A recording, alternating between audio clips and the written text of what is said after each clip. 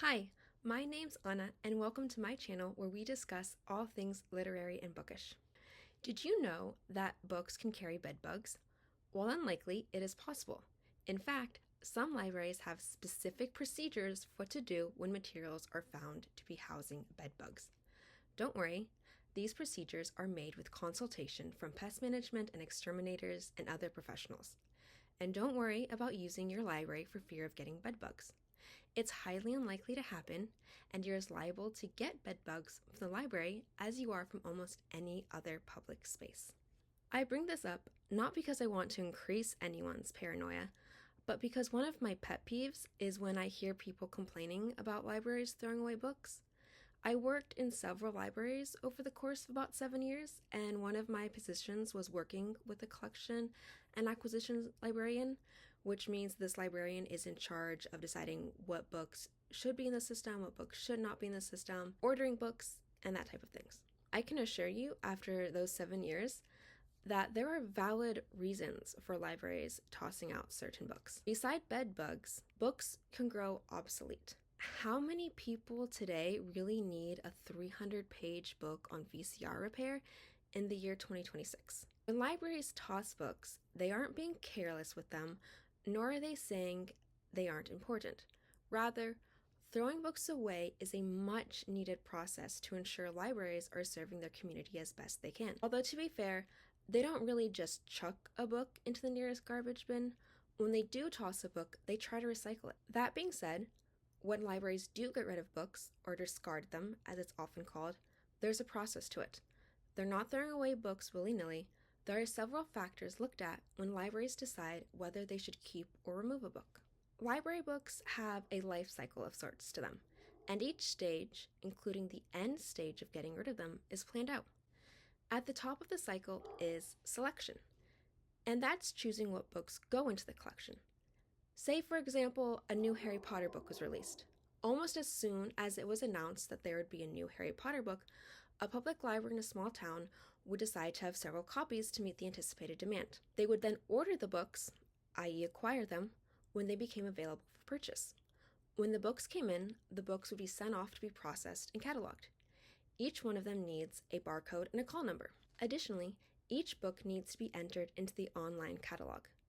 After that's done, the books can be put on the shelves for people to check on and read. As the books go through this process of being checked out, read, returned, and put back on the shelves over and over, they go through wear and tear. Depending on the wear and tear, sometimes the books will have to be mended. Like if a couple of pages are ripped out, they can be glued back into the book. Other times, if the wear and tear is more serious, then the library will get rid of the book, which is a process called weeding. If a book has multiple suspicious stains and the pages keep falling out even after being glued back in, then the library will throw it away. Sometimes the library will order a new copy of the book to replace the old one if it's still being checked out regularly. They might also just order a similar book. For example, if a picture book about trucks needed to be tossed, they would just order a more recently published picture book about trucks. Yet other times, the library will simply get rid of the book altogether and not bother to replace it. For example, if a grocery store romance novel published 30 years ago needed to be mended, but it had only been checked out once in the past 5 years, then the library probably wouldn't bother to replace it, especially if they already had other romance novels that were more recently published and were being checked out more frequently. Wear and tear is a very common reason for throwing away books. However, that's not the only reason to do so. The American Library Association, the ALA, lists these guidelines for getting rid of books.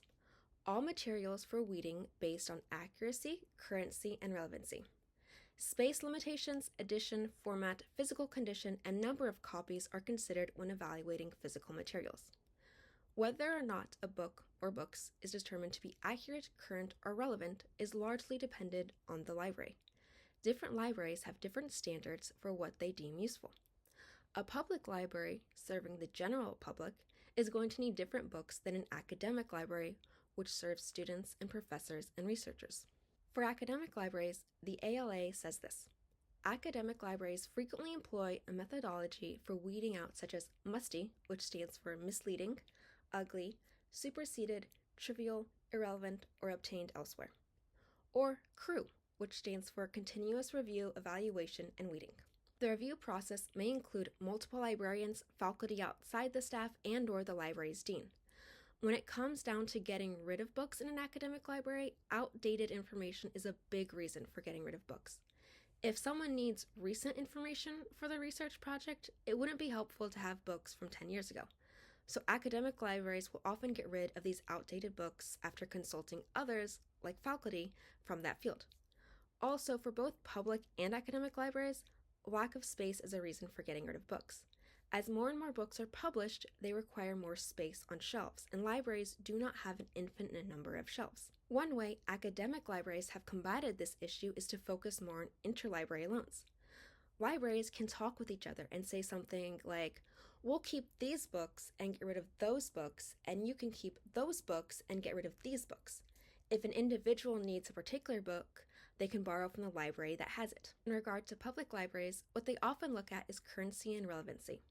If a well-known fiction writer, such as John Grisham, publishes a new book, a public library that serves a town with around 60,000 people might order 20 to 30 copies of the book when it first comes out to meet the demand.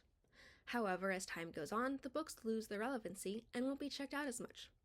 Having 22 copies of one book can be excessive, not to mention a waste of precious shelf space. So the library will look for ways to get rid of the extras. They'll likely keep 4 or 5 copies, and the rest they might try to sell at a library book sale, they might donate some others, they also might recycle some of these books. Recycling books is often a last resort. Not every book gets sold at library bookstores, and libraries can be limited to where they are able to donate books. For example, public libraries sometimes donate to prison libraries. However, prison libraries often cannot accept hardback books. Other places that libraries donate to have other regulations, like what languages they will accept or what condition. Sometimes, the only option is to recycle or even throw away the book. While not every book can be recycled, due to issues like mold and/or bed bugs, this has been a good alternative to throwing away every book that would need to be discarded. Many libraries will have recycling bins to toss these outdated or unusable books in, and when it gets filled, off those books go to be recycled, where they might end up being used to make more books. Just because a library is getting rid of physical books, that doesn't mean they are getting rid of what's contained in the books. Several libraries, academic as well as public, have been acquiring ebooks as a way to still have books but not take up space or deal with dirty ones. While ebooks are still relatively new, only introduced in the late 1990s, they have been proving a useful addition to libraries. Both academic and public libraries have found that ebooks are more accessible for their patrons. A library might not keep all 22 John Grisham books from earlier, but they can keep a few physical copies and get more as ebooks, so there's still enough for their patrons. This way, they will still have plenty of room on the shelf for when the next John Grisham book is published, and they need to order 27 physical copies of those. At the end of the day, books are not sacred. The information in them might be, and there are rare and priceless editions of books. But for the most part, the majority of books, their cardboard spines, their uncoated paper, and their run-of-the-mill ink, that whole composition of a book, it's unremarkable. The physical paper and ink of a book is not an untouchable entity. There are valid reasons for getting rid of them. When library books are thrown away or recycled, it's because these books have finished serving their purpose and they're no longer needed. And that's okay.